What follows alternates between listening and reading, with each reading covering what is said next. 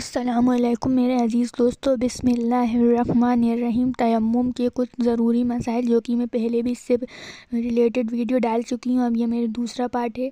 First point, नियत नहीं की तो तयम्मुम नहीं होगा।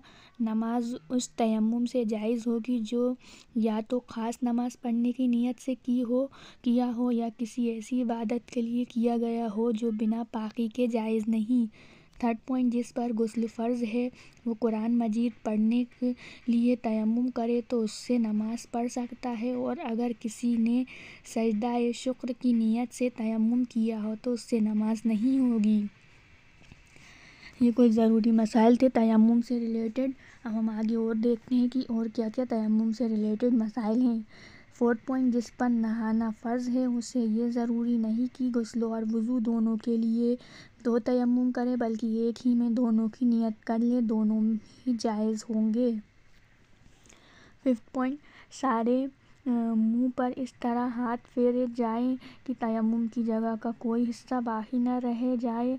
अगर बाल बराबर भी कोई जगह बाकी रह गई तो तयम्मुम नहीं होगा। इस बात का ख़ास ख्याल रखिए। अगर बाल बराबर भी जगह बाकी रह गई तो तयम्मुम नहीं होगा।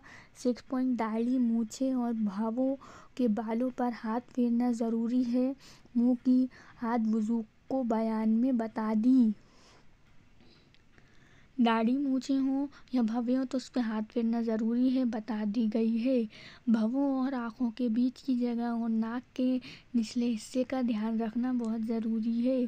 अगर उन पर हाथ नहीं फेरा तो तयम्मुम नहीं होगा। हाथ फेरना ज़रूरी है। कोई भी जिस्म का पार्ट बाल बराबर भी बाकी ना रह जाए, जहाँ पे हम वज़ू करते हैं उन सब जगह पे तयम्मुम करना ज़रूरी है।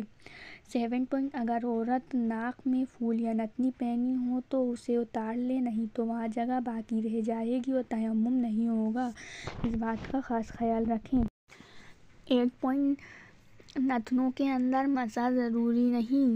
नथने मतलब नाक के अंदर का जो हिस्सा है। 9 पॉइंट, होठों का वो हिस्सा जो मुंह बंद होने की हालत में दिखाई देता है उस पर भी हाथ फेरना ज़रूरी है। होठों का हिस्सा, अगर मसा करते वक्त होठों को ज़ोर से दबा दिया कि कुछ हिस्सा बाकी रह गया तो तयम्मुम नहीं होगा। ऐसे ही अगर ज़ोर से आंखें बंद कर लो जब भी तयम्मुम नहीं होगा।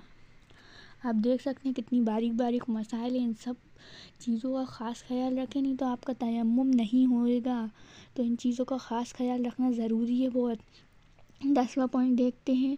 मूछें के बाल ज़्यादा बड़े हुए हो कि होठ चिप गए तो उन बालों को उठाकर होठों पर हाथ फेरना ज़रूरी है।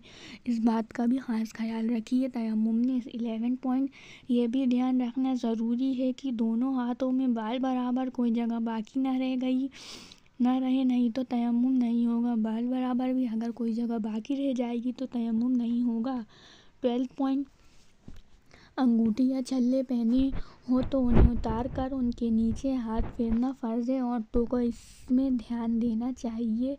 कंगन, चूड़ियों और जितने ज़ेवर औरत हाथ में पहने हो सब को हटाकर या उतार कर मसा करें।